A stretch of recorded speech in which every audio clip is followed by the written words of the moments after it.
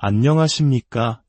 분주한 일상 속에서 때로는 보이지 않는 힘과 위로를 간절히 찾게 되는 우리 모두를 위해 오늘 아주 특별한 이야기를 나누고자 합니다. 오늘의 이야기가 여러분의 마음에 깊은 울림과 평안을 가져다 주기를 소망합니다.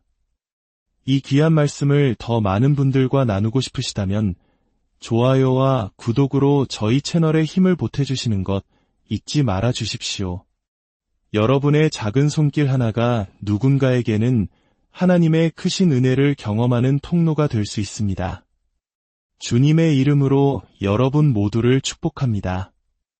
오늘 우리가 함께 나눌 이야기는 바로 성령님에 관한 것입니다. 많은 분들이 하나님의 권능과 임재를 경험하길 원합니다.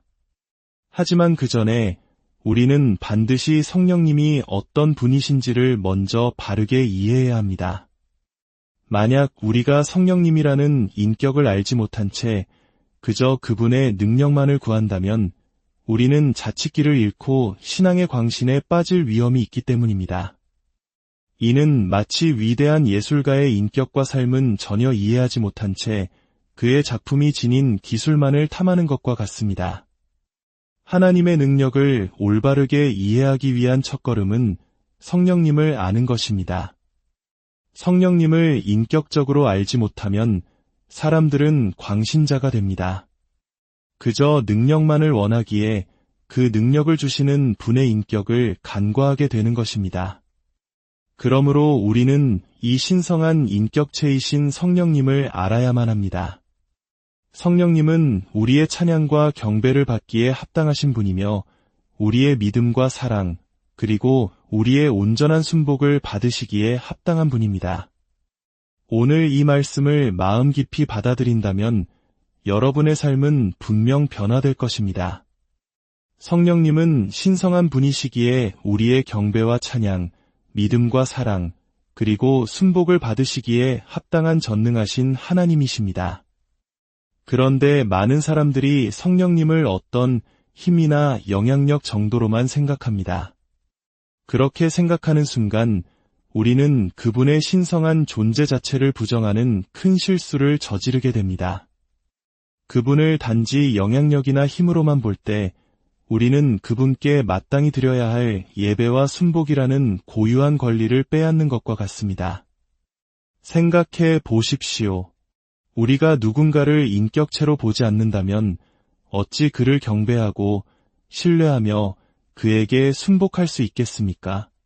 우리는 어떤 힘에 순복할 필요는 없습니다. 하지만 인격 앞에서는 다릅니다. 그분께는 예배와 순복, 사랑과 경배가 마땅히 드려져야 하기 때문입니다. 우리가 성령님을 신비한 힘으로만 여길 때 우리는 그분을 우리가 사용할 수 있는 무언가로 생각하게 됩니다. 성령님이 인격체라는 사실을 깨닫지 못하고 그저 영향력이나 힘으로만 본다면 우리는 우리의 연약함과 무지 속에서 그 힘을 이용하려고만 할 것입니다. 어떻게 하면 저 힘을 붙잡을 수 있을까? 어떻게 하면 저것을 사용할 수 있을까? 하고 말입니다. 하지만 우리가 그분을 신성하고 무한히 거룩하며 무한히 지혜로우시고 전능하시면서도 동시에 한없이 온유하신 실제적인 인격체로 보게 될 때 우리의 관점은 완전히 바뀝니다. 이제 우리는 그분이 우리를 사용하시기를 원하게 됩니다. 그분이 나를 붙잡아 주시기를 갈망하게 되는 것입니다. 과거에 제가 성령님을 인격적으로 처음 만났을 때 저를 가장 마음 아프게 했던 것은 일부 목회자들이 성령님을 그것이라고 부르는 것이었습니다. 저는 사랑의 마음으로 그분들께 다가가 정중히 말씀드려야 했습니다. 성령님은 그것이 아니라 인격체이신 그분이시라고 말입니다. 이는 단순한 호칭의 문제가 아니라 그분을 모욕하는 행위입니다. 우리가 성령님의 인격되심을 무시하고 깨닫지 못하는 것이야말로 그분께 짓는 큰 죄 중 하나입니다. 많은 사람들이 저에게 묻습니다. 성령님은 도대체 누구신가요? 저의 대답은 항상 하나입니다. 그분은 바로 제한이 없으신 예수님입니다. 이는 시간과 공간에 갇히지 않으시고 언제 어디서나 우리와 함께 하시는 예수님의 임재 그 자체라는 의미입니다. 우리는 예수님을 존경하고 사랑합니다. 성령님은 바로 그 주님의 영이십니다. 할렐루야. 그분은 우리에게 결코 낯선 분이 아닙니다. 제가 캐더린 쿨만이라는 위대한 여성 사역자의 집회에 참석했을 때 그녀가 성령님을 인격체로 소개하기 시작하면서 제 삶이 바뀌었습니다. 처음에는 그녀가 왜 그렇게 흐느끼며 우는지 이해할 수 없었습니다. 그녀는 군중을 향해 간절한 눈빛으로 이렇게 외쳤습니다. 제발, 성령님을 근심하게 하지 마세요. 그녀는 마치 자신이 지극히 사랑하는 누군가에 대해 이야기하는 것 같았습니다. 그분을 만지지 마세요. 그분께 상처를 주지 마세요. 그분은 제 전부입니다. 저는 그 말을 듣고 큰 충격에 빠졌습니다. 어떻게 한 사람이 군중에게 누군가를 근심하게 하지 말고 상처 입히지 말라고 애원할 만큼 깊이 사랑할 수 있을까요? 그분이 그녀의 전부라는 말의 의미는 무엇일까요? 놀라운 것은 나중에 함께 버스를 탔던 대부분의 사람들은 그녀가 했던 그 말을 기억조차 하지 못했다는 사실입니다. 아마도 그 말씀은 오직 저 한 사람을 위해 선포되었던 것 같습니다. 하지만 제가 성령님이 인격체라는 사실을 깨달았을 때 제 삶은 송두리째 변했습니다. 하나님의 말씀은 우리에게 분명히 말씀하십니다.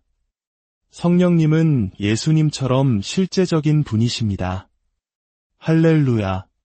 예수님처럼 언제나 우리 곁에 계시는 사랑하는 친구이자 강력한 돕는 이시며 어떤 위급한 상황에서도 도울 준비가 되어 있으신 분입니다.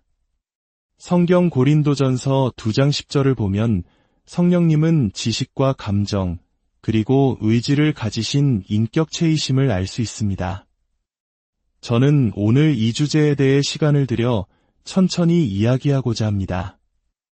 왜냐하면 우리가 앞으로 맞이할 시대는 그 어느 때보다 성령님을 필요로 하는 시대가 될 것이기 때문입니다. 아멘. 세상은 점점 더 어두워지고 있습니다.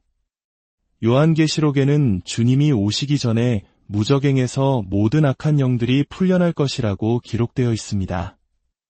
우리는 이미 몇 년 전에는 풀려나지 않았던 악한 영들이 활동하는 것을 목격하고 있습니다.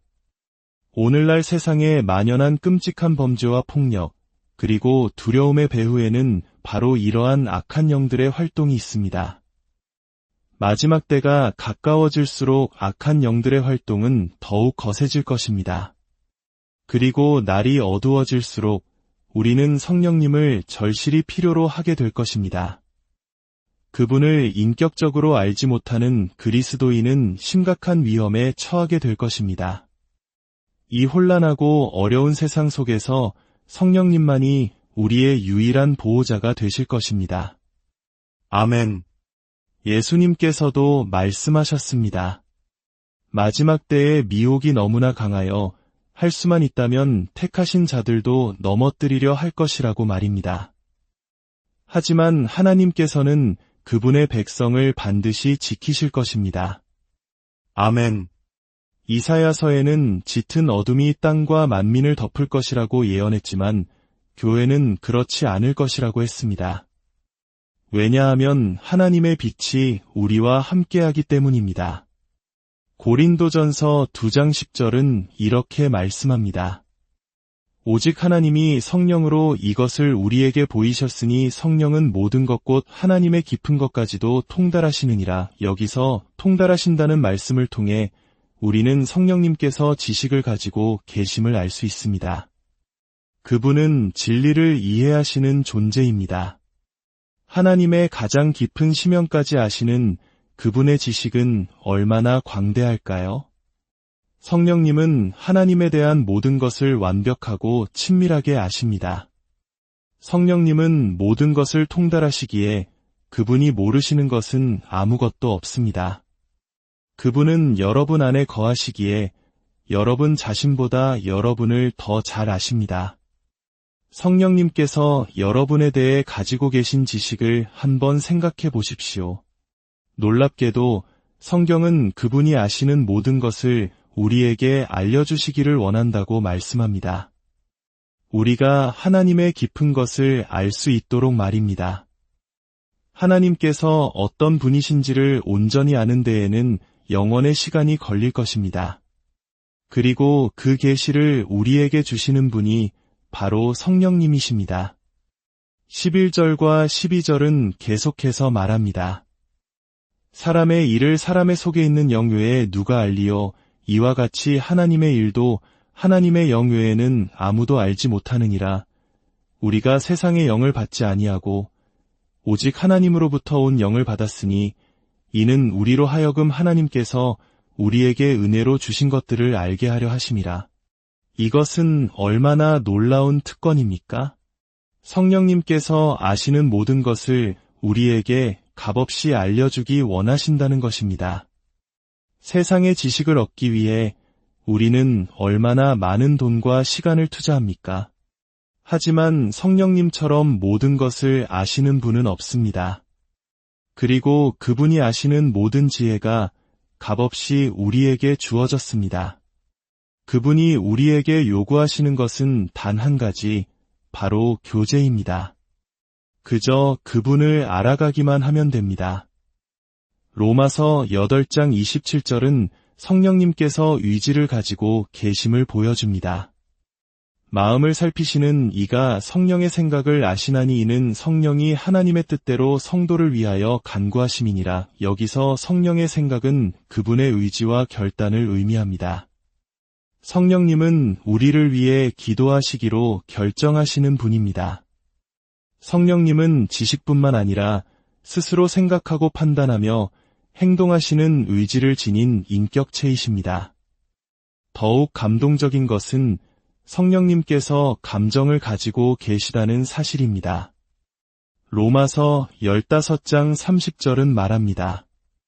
형제들아, 내가 우리 주 예수 그리스도와 성령의 사랑으로 말미암아 너희를 권하노니. 성령님의 사랑.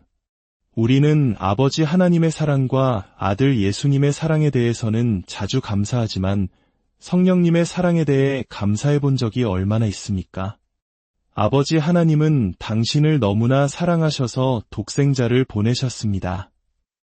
아들 예수님은 당신을 너무나 사랑하셔서 당신을 위해 죽으셨습니다. 그리고 성령님은 당신을 너무나 사랑하셔서 지금 이 순간에도 당신을 끊임없이 찾아오고 계십니다. 죄와 절망으로 가득한 이 세상 가장 더러운 곳까지 당신을 포기하지 않고 찾아오시는 분이 바로 성령님이십니다. 당신이 구원받기로 결단하기까지 수많은 세월 동안 당신의 삶의 가장 어두운 구석까지 찾아오셔서 당신의 마음을 두드리신 분이 바로 성령님이십니다. 당신의 어머니도 아버지도 차마 들어오지 못할 그곳까지 함께 가시며 당신을 설득하신 그 사랑, 그것이 바로 성령님의 사랑입니다. 두 손을 들고 그 놀라운 사랑에 감사드립시다. 에베소서 4장 30절은 우리에게 가장 깊은 울림을 줍니다. 하나님의 성령을 근심하게 하지 말라. 그 안에서 너희가 구원의 날까지 인치심을 받았느니라. 성경 어디에도 아버지를 근심하게 하지 말라거나 아들을 근심하게 하지 말라는 말씀은 없습니다. 오직 성령님에 대해서만 근심하게 하지 말라고 말씀하십니다. 예수님께서 이 땅에 오셨을 때 슬픔의 사람이 되셨지만 그것은 우리의 슬픔을 대신 짊어지신 것이었습니다. 그러나 성령님은 지금 이 순간에도 우리 안에서 계속해서 근심하십니다. 이 거룩하신 분께서 당신의 마음 안에 거하십니다. 그분은 당신이 행하는 모든 행동을 보시고 당신이 말하는 모든 말을 들으시며 당신이 품는 모든 생각을 아십니다. 당신의 생각, 말, 행동이 불결하거나 거룩하지 못하거나 불친절하거나 이기적이거나 거짓될 때마다 당신 안에 계신 이 귀한 분은 깊이 상처받고 근심하십니다. 성령님은 단순히 영이 아니라 거룩한 영이십니다. 우리는 그분으로 말미암아 구원의 날까지 인치심, 즉 하나님의 소유라는 도장을 받았습니다. 이 귀한 분을 더 이상 근심하게 하는 삶이 아니라 기쁘시게 하는 삶을 살기로 결단해야 합니다. 성령님은 우리 안에서 말씀하시고 부르짖으시며 기도하십니다. 갈라디아서 4장 6절은 성령님께서 우리 마음 가운데서 아빠 아버지라 부르짖으신다고 말합니다. 우리 안에 온갖 더러움이 있음에도 불구하고 그분은 우리를 통해 기도하십니다. 우리의 몸이 그분의 기도 처소가 된 것입니다. 로마서 8장 26절은 말합니다. 이와 같이 성령도 우리의 연약함을 도우시나니 우리는 마땅히 기도할 바를 알지 못하나 오직 성령이 말할 수 없는 탄식으로 우리를 위하여 친히 간구하시느니라. 이것은 얼마나 강력한 진리입니까? 히브리서 7장 25절은 예수님께서 하늘에서 우리를 위해 기도하신다고 말씀합니다. 그런데 동시에 성령님께서는 우리 안에서 우리를 통해 기도하십니다. 한 분은 우리를 위해 기도하시고 다른 한 분은 우리를 통해 기도하십니다. 우리는 결코 패배할 수 없습니다. 이 얼마나 든든한 이중의 영적 안전망입니까? 또한 성령님은 예수님을 증언하시고 우리를 가르치시며 우리를 인도하십니다. 그분은 우리가 걸어야 할 길로 우리를 부드럽게 이끄시는 안내자이십니다. 가장 중요한 사실 중 하나는 성령님께서 우리가 하나님의 뜻을 놓치지 않도록 막아주신다는 것입니다. 사도행전 16장을 보면 사도 바울이 아시아에서 복음을 전하려 했으나 성령께서 막으셨고 비두니아로 가려 했으나 예수의 영이 허락하지 않으셨습니다. 왜냐하면 그들을 향한 하나님의 뜻은 마게도냐, 즉 유럽으로 가는 것이었기 때문입니다. 만약 그들이 성령님의 인도하심을 무시했다면 유럽 복음화라는 위대한 역사는 다른 길로 흘러갔을지도 모릅니다. 우리 삶에도 마찬가지입니다. 때로 우리는 어딘가로 달려가고 싶어 하지만 성령님께서 우리를 멈추십니다. 그것은 우리를 더 좋은 길, 하나님의 완벽한 뜻으로 인도하시기 위함입니다. 우리가 얼마나 자주 하나님의 뜻을 놓치고 살아갑니까? 그것은 성령님께서 우리 삶의 주인이 아니기 때문입니다. 그러나 성령님께서 우리 삶을 인도하실 때 우리는 결코 하나님의 뜻을 놓치지 않을 것입니다. 성령님은 언제나 승리하십니다. 여러분 모두에게는 하나님께서 주신 운명, 즉 사명이 있습니다. 그리고 여러분은 그 운명을 반드시 성취하게 될 것입니다. 왜냐하면 성령님께서 여러분이 그 운명을 성취하도록 도우실 것이기 때문입니다. 할렐루야! 예수님께서는 이 땅을 떠나시면서 우리에게 다른 누구도 아닌 바로 그분 자신과 함께 하셨던 바로 그 성령님을 보내주셨습니다. 예수님을 인도하셨던 바로 그 성령님이 지금 당신을 인도하고 계십니다. 예수님께 기름 부으셨던 바로 그 성령님이 지금 당신에게 기름 붓고 계십니다. 예수님을 보호하셨던 바로 그 성령님이 지금 당신을 보호하고 계십니다. 예수님께서는 당신을 너무나 사랑하시기에 당신의 삶을 다른 누구의 손에도 아닌 당신의 삶을 가장 안전하게 지켜줄 바로 그 성령님의 손에 맡기신 것입니다. 성령님께는 임무가 주어졌습니다. 바로 당신을 안전하게 천국 집으로 데려오는 것입니다. 그분은 결코 실패하지 않으실 것입니다. 당신은 반드시 본향에 도착할 것입니다.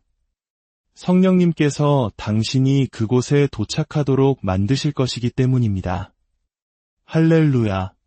이제 두 손을 높이 들고 기도합시다. 우리 안에 계신 성령님을 인정하고 환영하며 그분의 인도하심에 온전히 순복하기를 결단합시다. 사랑의 하나님 아버지, 오늘 성령님이 단순한 힘이나 능력이 아니라 우리를 사랑하시고 우리와 교제하기 원하시는 인격적인 하나님이심을 깨닫게 하시니 감사합니다. 우리 안에 거하시는 성령님을 더 이상 근심하게 하지 않고 그분의 세미한 음성에 귀 기울이며 그분의 인도하심을 따라 살아가는 저희 모두가 되게 하여 주시옵소서. 이 어둡고 혼란한 세상 속에서 성령님만이 우리의 빛과 보호자가 되심을 믿습니다. 주님께서 각자에게 맡기신 사명을 온전히 이루는 그날까지 성령님께서 우리를 붙드시고 인도하여 주시옵소서. 우리를 죄에서 구원하신 주 예수 그리스도의 이름으로 기도드립니다. 아멘. 주님의 평강이 여러분과 여러분의 가정에 늘 함께 하시기를 축원합니다. 안녕하십니까? 분주한 일상 속에서 때로는 보이지 않는 힘과 위로를 간절히 찾게 되는 우리 모두를 위해 오늘 아주 특별한 이야기를 나누고자 합니다. 오늘의 이야기가 여러분의 마음에 깊은 울림과 평안을 가져다 주기를 소망합니다. 이 귀한 말씀을 더 많은 분들과 나누고 싶으시다면 좋아요와 구독으로 저희 채널에 힘을 보태주시는 것 잊지 말아 주십시오. 여러분의 작은 손길 하나가 누군가에게는 하나님의 크신 은혜를 경험하는 통로가 될 수 있습니다. 주님의 이름으로 여러분 모두를 축복합니다. 오늘 우리가 함께 나눌 이야기는 바로 성령님에 관한 것입니다. 많은 분들이 하나님의 권능과 임재를 경험하길 원합니다. 하지만 그 전에 우리는 반드시 성령님이 어떤 분이신지를 먼저 바르게 이해해야 합니다.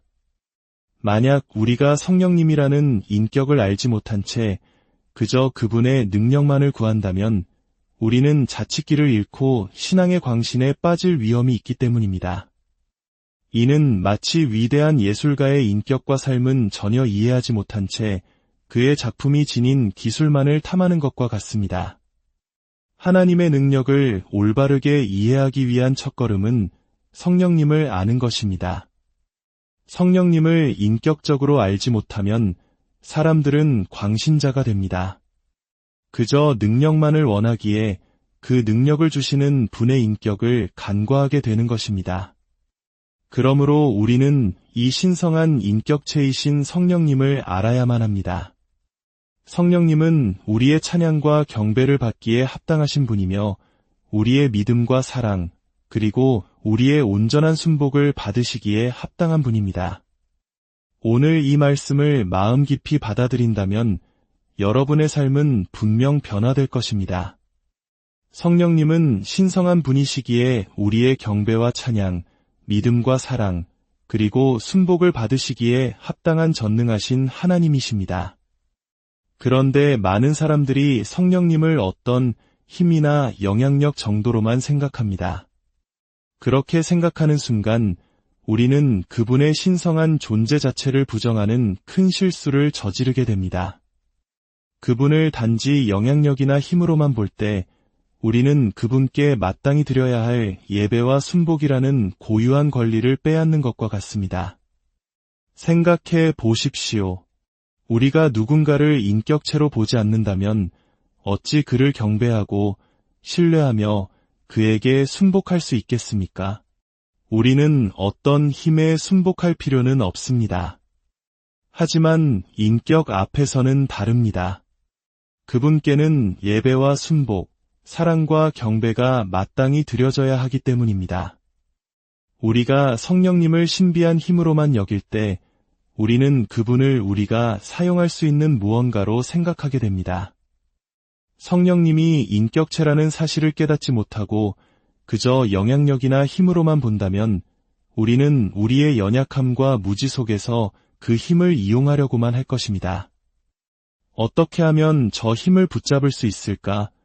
어떻게 하면 저것을 사용할 수 있을까? 하고 말입니다.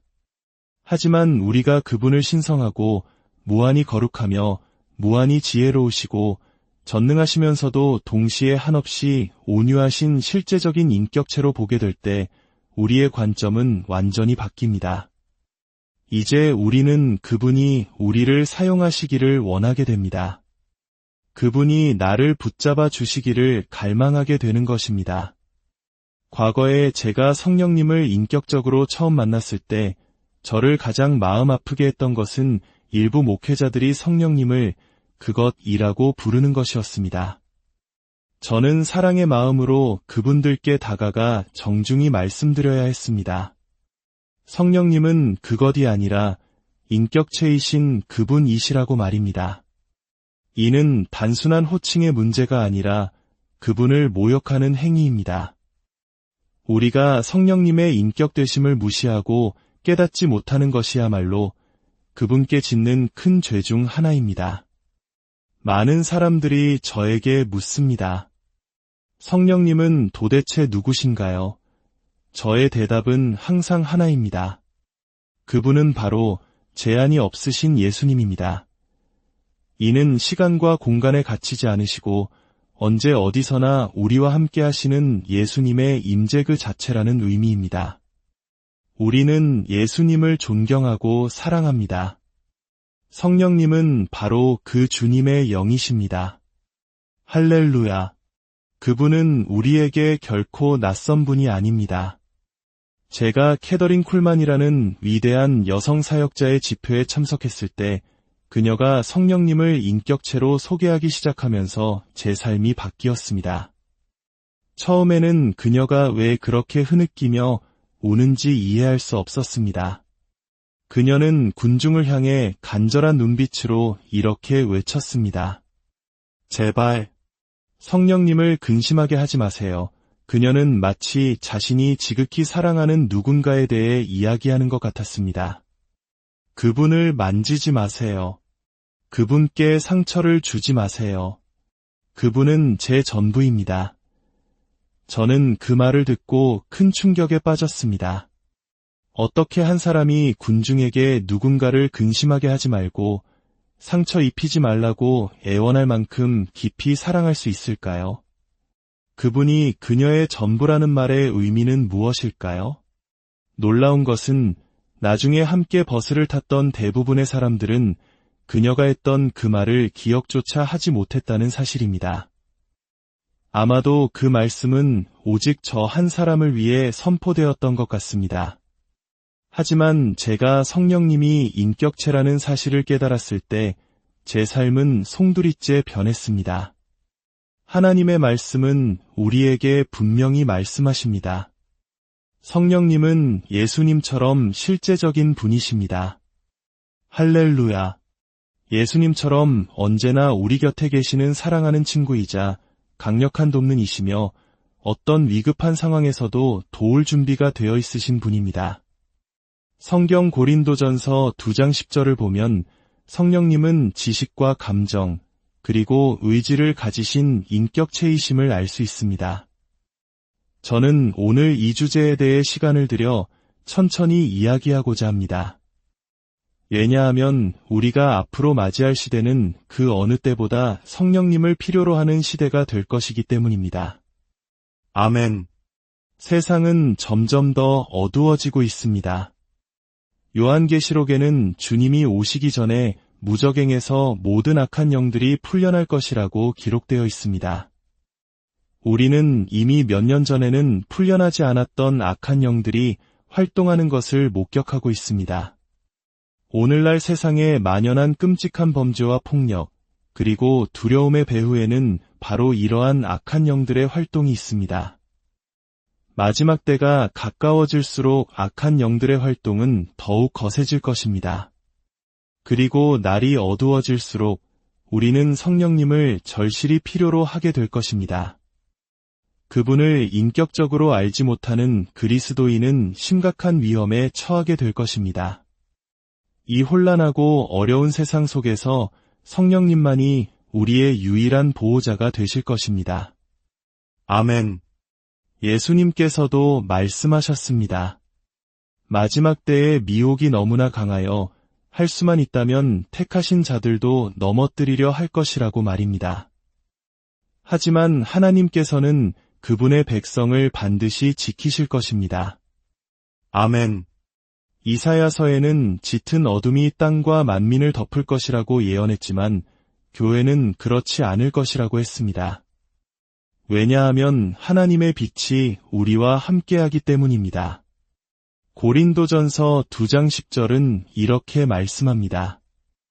오직 하나님이 성령으로 이것을 우리에게 보이셨으니 성령은 모든 것 곧 하나님의 깊은 것까지도 통달하시느니라. 여기서 통달하신다는 말씀을 통해 우리는 성령님께서 지식을 가지고 계심을 알 수 있습니다. 그분은 진리를 이해하시는 존재입니다. 하나님의 가장 깊은 심령까지 아시는 그분의 지식은 얼마나 광대할까요? 성령님은 하나님에 대한 모든 것을 완벽하고 친밀하게 아십니다. 성령님은 모든 것을 통달하시기에 그분이 모르시는 것은 아무것도 없습니다. 그분은 여러분 안에 거하시기에 여러분 자신보다 여러분을 더 잘 아십니다. 성령님께서 여러분에 대해 가지고 계신 지식을 한번 생각해 보십시오. 놀랍게도 성경은 그분이 아시는 모든 것을 우리에게 알려주시기를 원한다고 말씀합니다. 우리가 하나님의 깊은 것을 알 수 있도록 말입니다. 하나님께서 어떤 분이신지를 온전히 아는 데에는 영원의 시간이 걸릴 것입니다. 그리고 그 계시를 우리에게 주시는 분이 바로 성령님이십니다. 11절과 12절은 계속해서 말합니다. 사람의 일을 사람의 속에 있는 영 외에 누가 알리요? 이와 같이 하나님의 일도 하나님의 영 외에는 아무도 알지 못하느니라. 우리가 세상의 영을 받지 아니하고 오직 하나님으로부터 온 영을 받았으니 이는 우리로 하여금 하나님께서 우리에게 은혜로 주신 것들을 알게 하려 하심이라. 이것은 얼마나 놀라운 특권입니까? 성령님께서 아시는 모든 것을 우리에게 값없이 알려주기 원하신다는 것입니다. 세상의 지식을 얻기 위해 우리는 얼마나 많은 돈과 시간을 투자합니까? 하지만 성령님처럼 모든 것을 아시는 분은 없습니다. 그리고 그분이 아시는 모든 지혜가 값없이 우리에게 주어졌습니다. 그분이 우리에게 요구하시는 것은 단 한 가지, 바로 교제입니다. 그저 그분을 알아가기만 하면 됩니다. 로마서 8장 27절은 성령님께서 의지를 가지고 계심을 보여줍니다. 마음을 살피시는 이가 성령의 생각을 아시나니 이는 성령이 하나님의 뜻대로 성도를 위하여 간구하심이니라. 여기서 성령의 생각은 그분의 의지와 결단을 의미합니다. 성령님은 우리를 위해 기도하시기로 결정하시는 분입니다. 성령님은 지식뿐만 아니라 스스로 생각하고 판단하며 행동하시는 의지를 지닌 인격체이십니다. 더욱 감동적인 것은 성령님께서 감정을 가지고 계시다는 사실입니다. 로마서 15장 30절은 말합니다. 형제들아, 내가 우리 주 예수 그리스도와 성령의 사랑으로 말미암아 너희를 권하노니 성령님의 사랑. 우리는 아버지 하나님의 사랑과 아들 예수님의 사랑에 대해서는 자주 감사하지만 성령님의 사랑에 대해 감사해 본 적이 얼마나 있습니까? 아버지 하나님은 당신을 너무나 사랑하셔서 독생자를 보내셨습니다. 아들 예수님은 당신을 너무나 사랑하셔서 당신을 위해 죽으셨습니다. 그리고 성령님은 당신을 너무나 사랑하셔서 지금 이 순간에도 당신을 끊임없이 찾아오고 계십니다. 죄와 절망으로 가득한 이 세상 가장 더러운 곳까지 당신을 포기하지 않고 찾아오시는 분이 바로 성령님이십니다. 당신이 구원받기로 결단하기까지 수많은 세월 동안 당신의 삶의 가장 어두운 구석까지 찾아오셔서 당신의 마음을 두드리신 분이 바로 성령님이십니다. 당신의 어머니도 아버지도 차마 들어오지 못할 그곳까지 함께 가시며 당신을 설득하신 그 사랑, 그것이 바로 성령님의 사랑입니다. 두 손을 들고 그 놀라운 사랑에 감사드립시다. 에베소서 4장 30절은 우리에게 가장 깊은 울림을 줍니다. 하나님의 성령을 근심하게 하지 말라.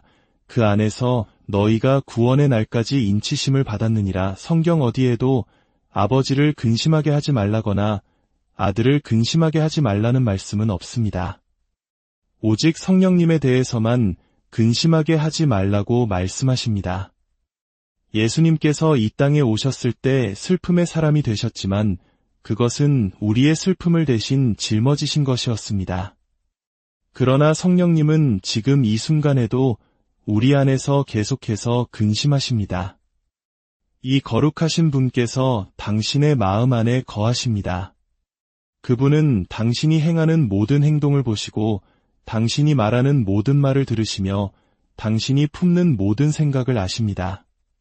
당신의 생각, 말, 행동이 불결하거나 거룩하지 못하거나 불친절하거나 이기적이거나 거짓될 때마다 당신 안에 계신 이 귀한 분은 깊이 상처받고 근심하십니다. 성령님은 단순히 영이 아니라 거룩한 영이십니다. 우리는 그분으로 말미암아 구원의 날까지 인치심, 즉 하나님의 소유라는 도장을 받았습니다. 이 귀한 분을 더 이상 근심하게 하는 삶이 아니라 기쁘시게 하는 삶을 살기로 결단해야 합니다. 성령님은 우리 안에서 말씀하시고 부르짖으시며 기도하십니다. 갈라디아서 4장 6절은 성령님께서 우리 마음 가운데서 아빠 아버지라 부르짖으신다고 말합니다. 우리 안에 온갖 더러움이 있음에도 불구하고 그분은 우리를 통해 기도하십니다. 우리의 몸이 그분의 기도 처소가 된 것입니다. 로마서 8장 26절은 말합니다. 이와 같이 성령도 우리의 연약함을 도우시나니 우리는 마땅히 기도할 바를 알지 못하나 오직 성령이 말할 수 없는 탄식으로 우리를 위하여 친히 간구하시느니라. 이것은 얼마나 강력한 진리입니까? 히브리서 7장 25절은 예수님께서 하늘에서 우리를 위해 기도하신다고 말씀합니다. 그런데 동시에 성령님께서는 우리 안에서 우리를 통해 기도하십니다. 한 분은 우리를 위해 기도하시고 다른 한 분은 우리를 통해 기도하십니다. 우리는 결코 패배할 수 없습니다. 이 얼마나 든든한 이중의 영적 안전망입니까? 또한 성령님은 예수님을 증언하시고 우리를 가르치시며 우리를 인도하십니다. 그분은 우리가 걸어야 할 길로 우리를 부드럽게 이끄시는 안내자이십니다. 가장 중요한 사실 중 하나는 성령님께서 우리가 하나님의 뜻을 놓치지 않도록 막아주신다는 것입니다. 사도행전 16장을 보면 사도 바울이 아시아에서 복음을 전하려 했으나 성령께서 막으셨고 비두니아로 가려 했으나 예수의 영이 허락하지 않으셨습니다. 왜냐하면 그들을 향한 하나님의 뜻은 마게도냐, 즉 유럽으로 가는 것이었기 때문입니다. 만약 그들이 성령님의 인도하심을 무시했다면 유럽 복음화라는 위대한 역사는 다른 길로 흘러갔을지도 모릅니다. 우리 삶에도 마찬가지입니다. 때로 우리는 어딘가로 달려가고 싶어 하지만 성령님께서 우리를 멈추십니다.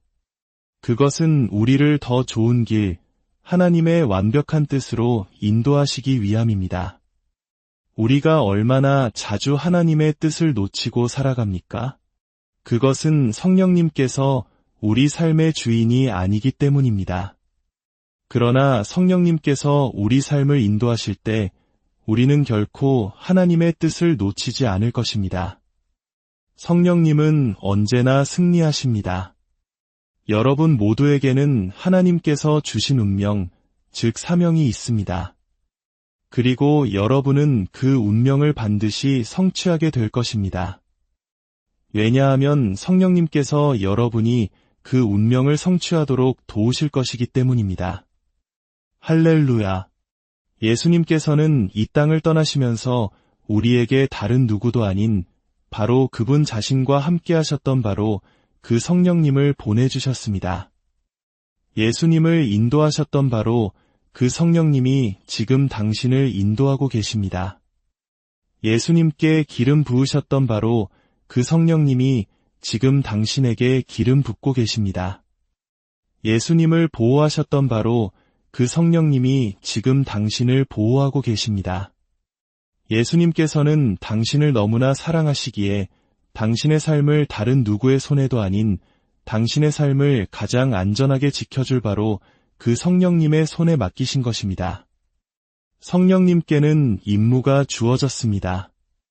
바로 당신을 안전하게 천국 집으로 데려오는 것입니다. 그분은 결코 실패하지 않으실 것입니다. 당신은 반드시 본향에 도착할 것입니다. 성령님께서 당신이 그곳에 도착하도록 만드실 것이기 때문입니다. 할렐루야. 이제 두 손을 높이 들고 기도합시다. 우리 안에 계신 성령님을 인정하고 환영하며 그분의 인도하심에 온전히 순복하기를 결단합시다. 사랑의 하나님 아버지, 오늘 성령님이 단순한 힘이나 능력이 아니라 우리를 사랑하시고 우리와 교제하기 원하시는 인격적인 하나님이심을 깨닫게 하시니 감사합니다. 우리 안에 거하시는 성령님을 더 이상 근심하게 하지 않고 그분의 세미한 음성에 귀 기울이며 그분의 인도하심을 따라 살아가는 저희 모두가 되게 하여 주시옵소서. 이 어둡고 혼란한 세상 속에서 성령님만이 우리의 빛과 보호자가 되심을 믿습니다. 주님께서 각자에게 맡기신 사명을 온전히 이루는 그날까지 성령님께서 우리를 붙드시고 인도하여 주시옵소서. 우리를 죄에서 구원하신 주 예수 그리스도의 이름으로 기도드립니다. 아멘. 주님의 평강이 여러분과 여러분의 가정에 늘 함께 하시기를 축원합니다. 안녕하십니까? 분주한 일상 속에서 때로는 보이지 않는 힘과 위로를 간절히 찾게 되는 우리 모두를 위해 오늘 아주 특별한 이야기를 나누고자 합니다. 오늘의 이야기가 여러분의 마음에 깊은 울림과 평안을 가져다 주기를 소망합니다. 이 귀한 말씀을 더 많은 분들과 나누고 싶으시다면 좋아요와 구독으로 저희 채널에 힘을 보태주시는 것 잊지 말아 주십시오. 여러분의 작은 손길 하나가 누군가에게는 하나님의 크신 은혜를 경험하는 통로가 될 수 있습니다. 주님의 이름으로 여러분 모두를 축복합니다. 오늘 우리가 함께 나눌 이야기는 바로 성령님에 관한 것입니다. 많은 분들이 하나님의 권능과 임재를 경험하길 원합니다. 하지만 그 전에 우리는 반드시 성령님이 어떤 분이신지를 먼저 바르게 이해해야 합니다. 만약 우리가 성령님이라는 인격을 알지 못한 채 그저 그분의 능력만을 구한다면 우리는 자칫길을 잃고 신앙의 광신에 빠질 위험이 있기 때문입니다. 이는 마치 위대한 예술가의 인격과 삶은 전혀 이해하지 못한 채 그의 작품이 지닌 기술만을 탐하는 것과 같습니다.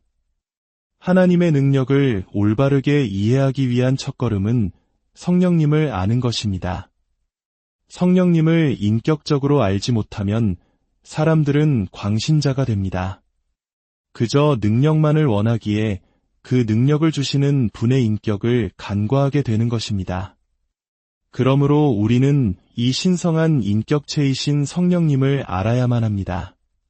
성령님은 우리의 찬양과 경배를 받기에 합당하신 분이며 우리의 믿음과 사랑, 그리고 우리의 온전한 순복을 받으시기에 합당한 분입니다. 오늘 이 말씀을 마음 깊이 받아들인다면 여러분의 삶은 분명 변화될 것입니다. 성령님은 신성한 분이시기에 우리의 경배와 찬양, 믿음과 사랑, 그리고 순복을 받으시기에 합당한 전능하신 하나님이십니다. 그런데 많은 사람들이 성령님을 어떤 힘이나 영향력 정도로만 생각합니다. 그렇게 생각하는 순간 우리는 그분의 신성한 존재 자체를 부정하는 큰 실수를 저지르게 됩니다. 그분을 단지 영향력이나 힘으로만 볼 때 우리는 그분께 마땅히 드려야 할 예배와 순복이라는 고유한 권리를 빼앗는 것과 같습니다. 생각해 보십시오. 우리가 누군가를 인격체로 보지 않는다면 어찌 그를 경배하고 신뢰하며 그에게 순복할 수 있겠습니까? 우리는 어떤 힘에 순복할 필요는 없습니다. 하지만 인격 앞에서는 다릅니다. 그분께는 예배와 순복, 사랑과 경배가 마땅히 드려져야 하기 때문입니다. 우리가 성령님을 신비한 힘으로만 여길 때 우리는 그분을 우리가 사용할 수 있는 무언가로 생각하게 됩니다. 성령님이 인격체라는 사실을 깨닫지 못하고 그저 영향력이나 힘으로만 본다면 우리는 우리의 연약함과 무지 속에서 그 힘을 이용하려고만 할 것입니다. 어떻게 하면 저 힘을 붙잡을 수 있을까? 어떻게 하면 저것을 사용할 수 있을까? 하고 말입니다. 하지만 우리가 그분을 신성하고 무한히 거룩하며 무한히 지혜로우시고 전능하시면서도 동시에 한없이 온유하신 실제적인 인격체로 보게 될 때 우리의 관점은 완전히 바뀝니다. 이제 우리는 그분이 우리를 사용하시기를 원하게 됩니다. 그분이 나를 붙잡아 주시기를 갈망하게 되는 것입니다. 과거에 제가 성령님을 인격적으로 처음 만났을 때 저를 가장 마음 아프게 했던 것은 일부 목회자들이 성령님을 그것이라고 부르는 것이었습니다. 저는 사랑의 마음으로 그분들께 다가가 정중히 말씀드려야 했습니다. 성령님은 그것이 아니라 인격체이신 그분이시라고 말입니다. 이는 단순한 호칭의 문제가 아니라 그분을 모욕하는 행위입니다.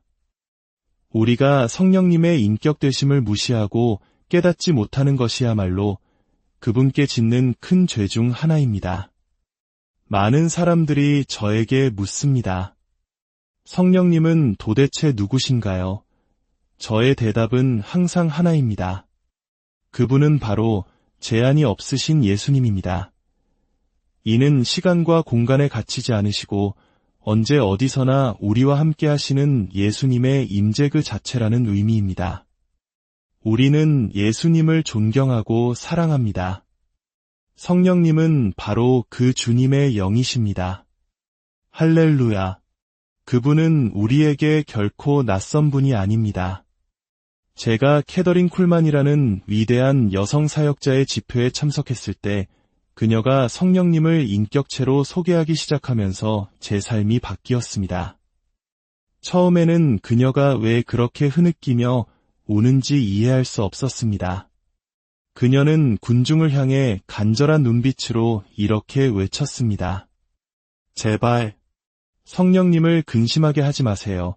그녀는 마치 자신이 지극히 사랑하는 누군가에 대해 이야기하는 것 같았습니다. 그분을 만지지 마세요. 그분께 상처를 주지 마세요. 그분은 제 전부입니다.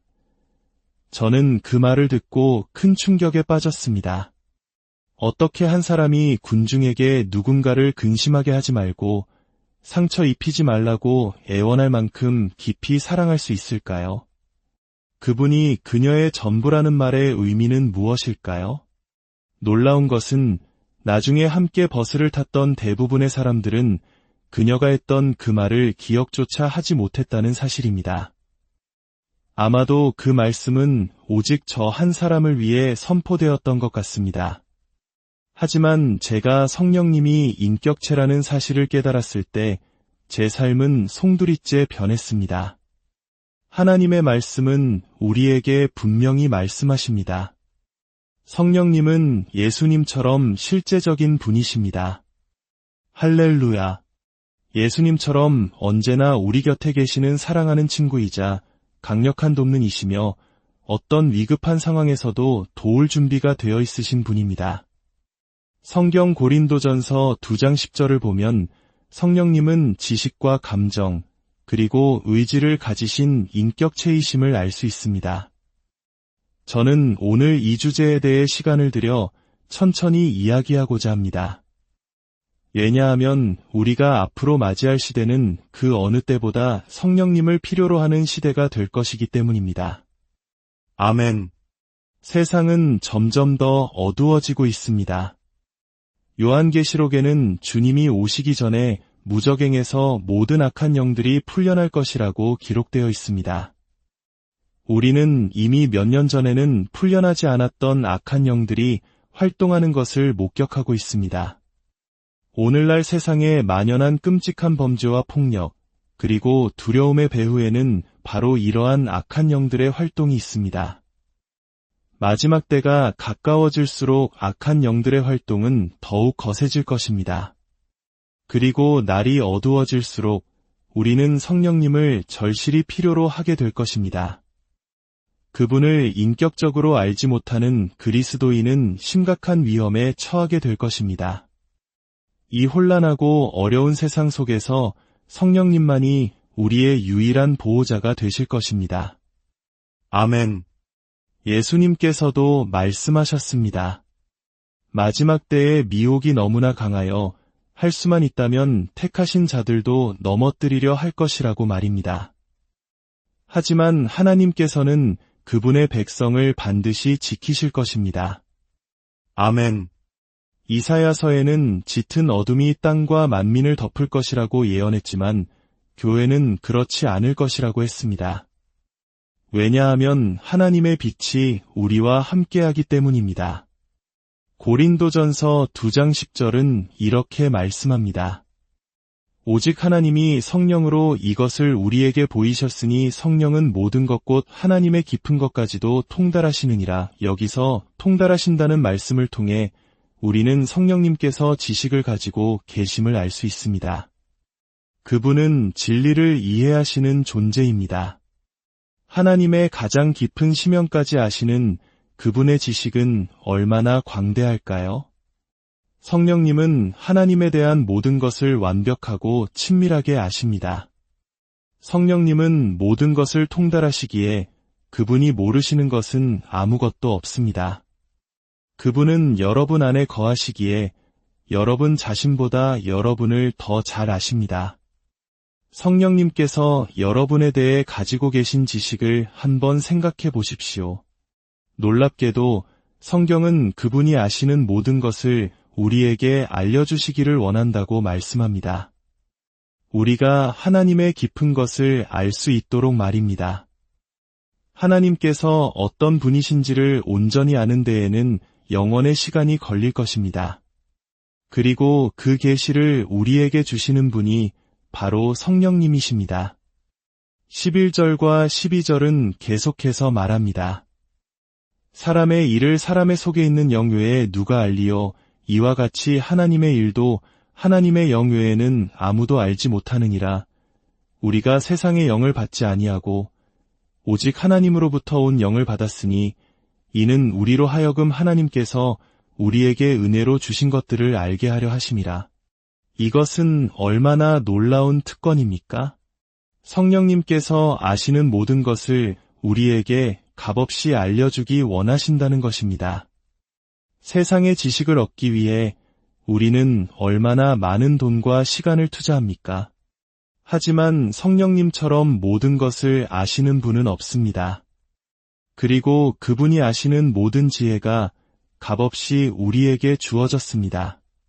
그분이 우리에게 요구하시는 것은 단 한 가지, 바로 교제입니다. 그저 그분을 알아가기만 하면 됩니다. 로마서 8장 27절은 성령님께서 의지를 가지고 계심을 보여줍니다. 마음을 살피시는 이가 성령의 생각을 아시나니 이는 성령이 하나님의 뜻대로 성도를 위하여 간구하심이니라. 여기서 성령의 생각은 그분의 의지와 결단을 의미합니다. 성령님은 우리를 위해 기도하시기로 결정하시는 분입니다. 성령님은 지식뿐만 아니라 스스로 생각하고 판단하며 행동하시는 의지를 지닌 인격체이십니다. 더욱 감동적인 것은 성령님께서 감정을 가지고 계시다는 사실입니다.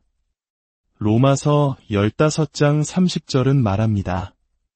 형제들아, 내가 우리 주 예수 그리스도와 성령의 사랑으로 말미암아 너희를 권하노니 성령님의 사랑. 우리는 아버지 하나님의 사랑과 아들 예수님의 사랑에 대해서는 자주 감사하지만 성령님의 사랑에 대해 감사해 본 적이 얼마나 있습니까? 아버지 하나님은 당신을 너무나 사랑하셔서 독생자를 보내셨습니다. 아들 예수님은 당신을 너무나 사랑하셔서 당신을 위해 죽으셨습니다.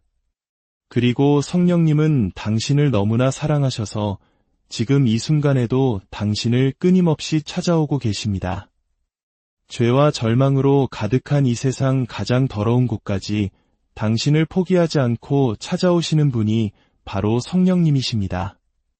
당신이 구원받기로 결단하기까지 수많은 세월 동안 당신의 삶의 가장 어두운 구석까지 찾아오셔서 당신의 마음을 두드리신 분이 바로 성령님이십니다.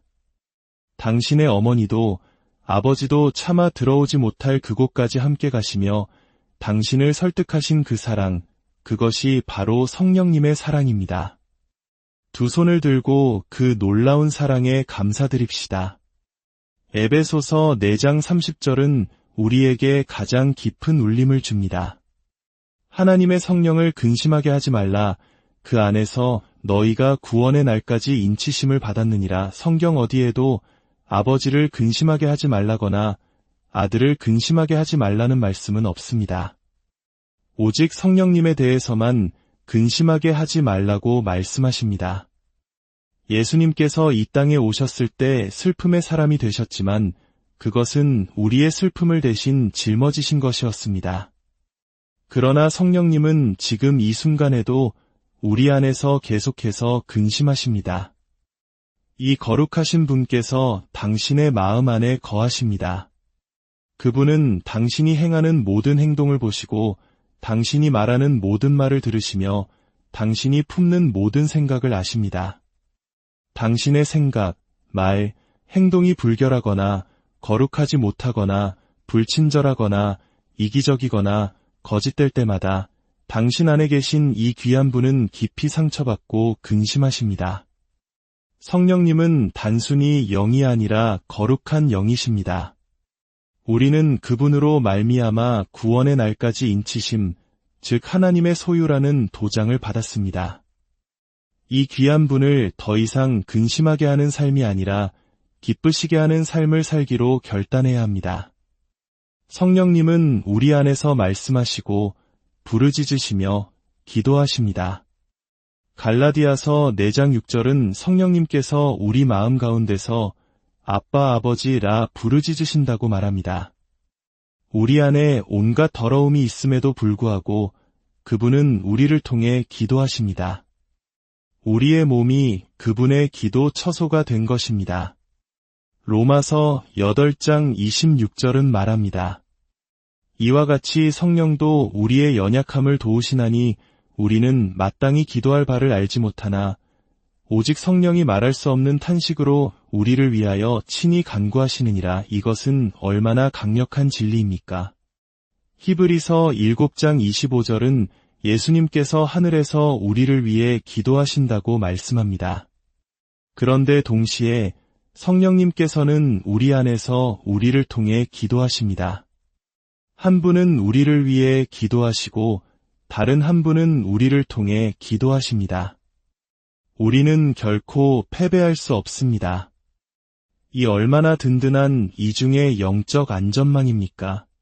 또한 성령님은 예수님을 증언하시고 우리를 가르치시며 우리를 인도하십니다. 그분은 우리가 걸어야 할 길로 우리를 부드럽게 이끄시는 안내자이십니다. 가장 중요한 사실 중 하나는 성령님께서 우리가 하나님의 뜻을 놓치지 않도록 막아주신다는 것입니다. 사도행전 16장을 보면 사도 바울이 아시아에서 복음을 전하려 했으나 성령께서 막으셨고 비두니아로 가려 했으나 예수의 영이 허락하지 않으셨습니다. 왜냐하면 그들을 향한 하나님의 뜻은 마게도냐, 즉 유럽으로 가는 것이었기 때문입니다. 만약 그들이 성령님의 인도하심을 무시했다면 유럽 복음화라는 위대한 역사는 다른 길로 흘러갔을지도 모릅니다. 우리 삶에도 마찬가지입니다. 때로 우리는 어딘가로 달려가고 싶어 하지만 성령님께서 우리를 멈추십니다.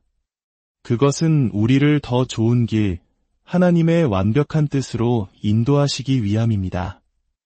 우리가 얼마나 자주 하나님의 뜻을 놓치고 살아갑니까? 그것은 성령님께서 우리 삶의 주인이 아니기 때문입니다. 그러나 성령님께서 우리 삶을 인도하실 때 우리는 결코 하나님의 뜻을 놓치지 않을 것입니다. 성령님은 언제나 승리하십니다. 여러분 모두에게는 하나님께서 주신 운명, 즉 사명이 있습니다. 그리고 여러분은 그 운명을 반드시 성취하게 될 것입니다. 왜냐하면 성령님께서 여러분이 그 운명을 성취하도록 도우실 것이기 때문입니다. 할렐루야. 예수님께서는 이 땅을 떠나시면서 우리에게 다른 누구도 아닌 바로 그분 자신과 함께 하셨던 바로 그 성령님을 보내주셨습니다.